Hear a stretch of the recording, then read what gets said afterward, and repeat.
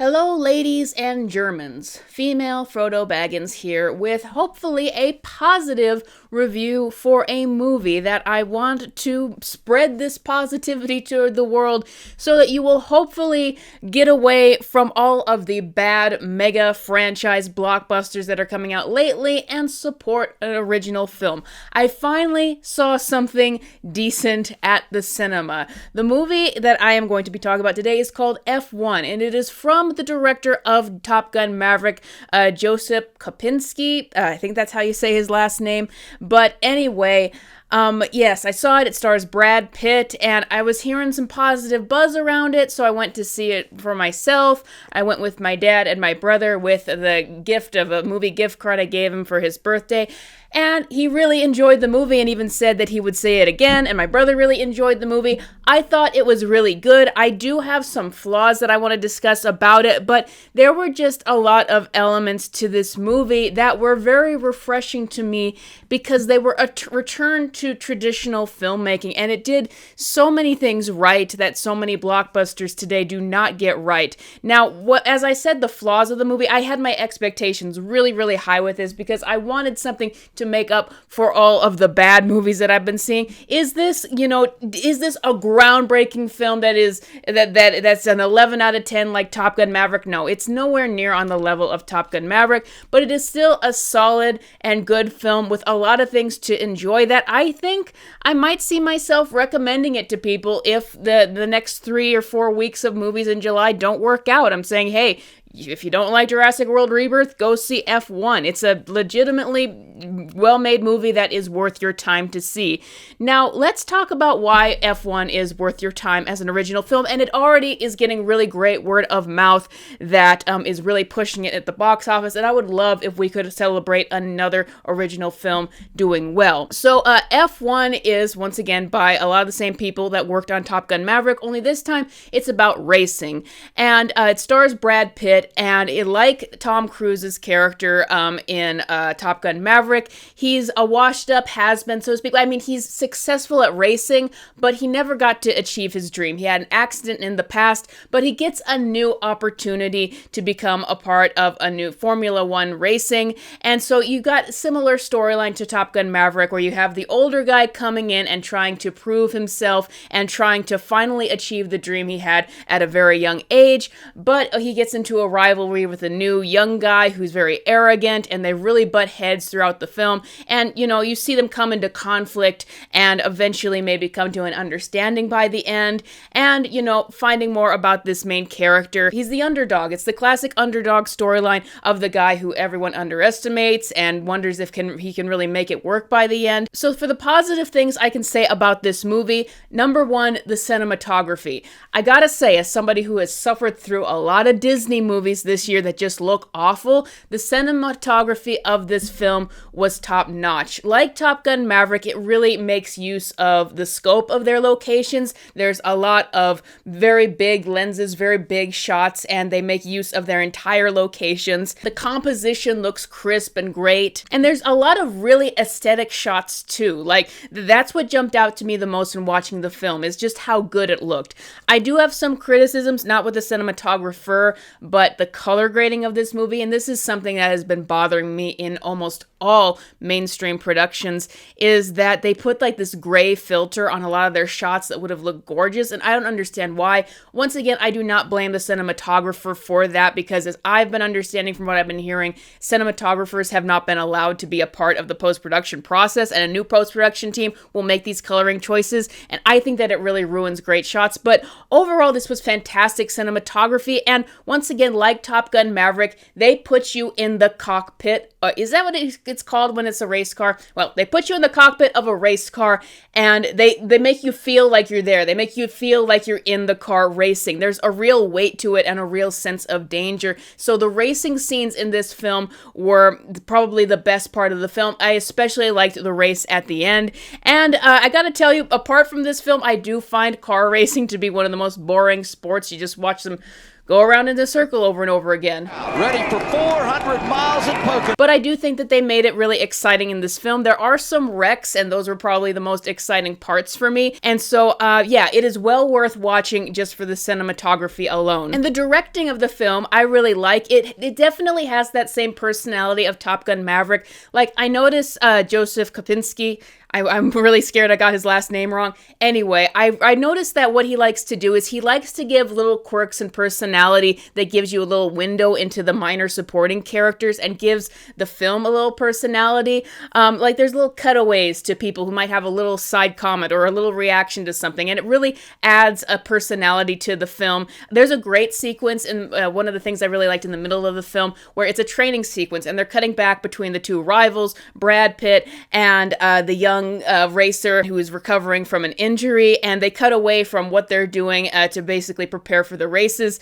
And there's like lots of little fun little things, like he's getting really aggravated with Brad Pitt's character. He's got one of the trainers who played a character in Top Gun Maverick chasing after him on a little scooter trying to talk to him, and he just keeps running faster and gets even more agitated. You know, there's a lot of cutaways to lots of silly things to kind of lighten the mood a little bit, but not in like a marvelly way where it's all really dumb, just little things to lighten the mood. And that's kind of the personality of Top Gun Maverick, and that's the personality of this film. So it's really great directing. Now, I also want to talk about the characters. Once again, the main thing that you need to get your film right and to get people invested is your characters. If they don't care about the characters, they don't care about anything. Now, I want to praise the character work and offer a little bit of criticism because there is elements of the character work that I thought could have been stronger and were where I was not fully immersed into this film as much as I wanted to be. So I really do like the rivalry, once again, that they have between the two main characters.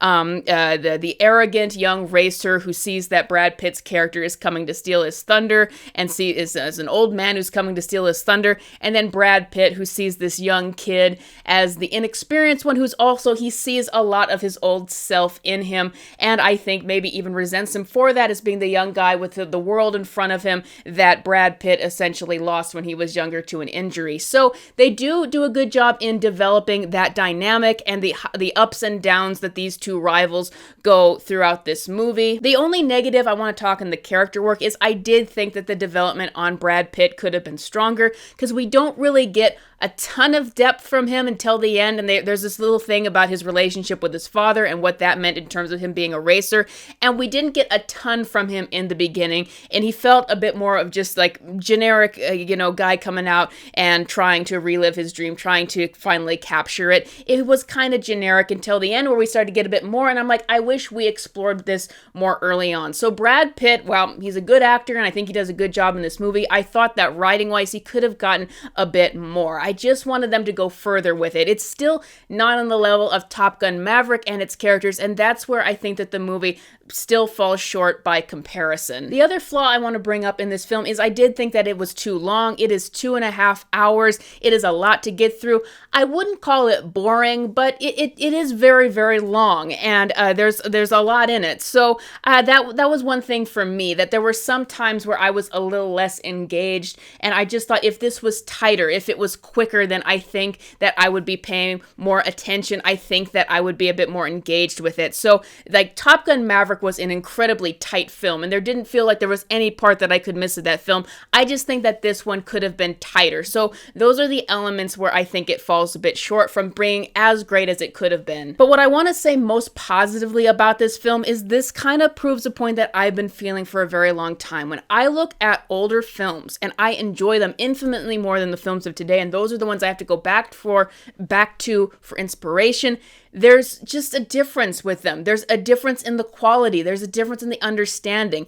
They used to understand that tropes existed for a reason and cliches existed for a reason. And there was a reason why Hollywood would always go back to these tropes, like giving a character a love interest. Is there a lot in the film? No, but it's a little thing to add a little bit more of a human element. And the very traditional underdog character arc. There's characters that people underestimate, both the main character and the rival, and they have to prove themselves, and they have a dream, and they get put down a lot in the film. It's very much a traditional character arc, but the movie ends, and the spoilers, I guess, but I have to tell you this in order to get you to go see it. The movie has a Hollywood ending.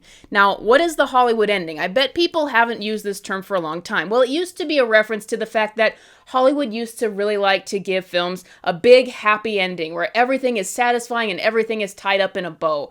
And Hollywood could get criticized for that because it could be cliched, but the reason they did it is it's because it's what worked, and it's what worked in Top Gun Maverick. When we see the washed up guy come out of retirement, we don't want to see him usurped by everyone and turn that he is the washed up guy that everyone says he is and that he needs to give up. We want to see him actually succeed at his dream, because that is the satisfying ending. That is the uplifting ending. That is what can give us a little hope. Like, that is how a lot of movies used to end. And that is what this movie does. It gives us a start of a character arc, shows the ups and downs through the entire film, but gives us a satisfying ending. And I also appreciated that the ending was a bit longer to make sure that it tied everything up. It wasn't just abrupt cut to credits like I see a lot of films do these days. It actually made sure that everything was wrapped up in a satisfying way. And when I watch this film, it's like, this is traditional filmmaking. This is the sense I get from older films. Is it a perfect film? Is it gonna make $1 billion at the box office? Probably not, but it's just a solid film that understands basic storytelling, that can get people invested in it, that can get people excited in these racing sequences, that can leave people feeling good and hyped at the end of the film after they've just seen all that action and just seen a satisfying character arc. And we need to see more of that in the future. I'm very happy to see that this is overperforming expectations at the box office, but I would be much more happy if we could see this really overperform in the long term, because we need a return to this kind of traditional filmmaking. The unfortunate thing about F1 and what is going against it is, while I think it is going to do well at the box office for an original film, it does have a massive overbloated budget. But in terms of the storytelling, not the effects, but the storytelling, this is the traditional storytelling we used to get in mid-budget films that used to be Hollywood's bread and butter. And we need to return to that, because we're seeing with films like this and Sinners and The Wild Robot that movies that are not attached to these big franchises can do well. We just need to put the effort behind them in the marketing, and we can save the industry that they say is going to die in 20 years if we keep going back to these films. So F1 is definitely a recommend. Now, I will say that I do think my dad enjoyed it a little bit more than I did, because I do think it is definitely a dad film. It's a sports film. So, I think that if you are really into sports films and traditional character arcs and some great cinematography with racing scenes, you will really enjoy this movie. And I think I will plug it when I'm reviewing the next movies of this summer, because I really want us to support these original films. And I'm really curious to see what Joseph Kopinski, messing up his name. I'm really curious to see what the director of Top Gun Maverick does after this, and I'm very pleased to see that he sticks to this traditional storytelling with a character that we can all be like, yeah, it's the underdog, and we want to see the underdog succeed. We don't want to see them subverted and torn down by the end. But that is all I got for you guys today. I hope you will give F1 a chance. Thank you all for watching. I've got a lot of new great videos coming in the future, and I will see you guys next time.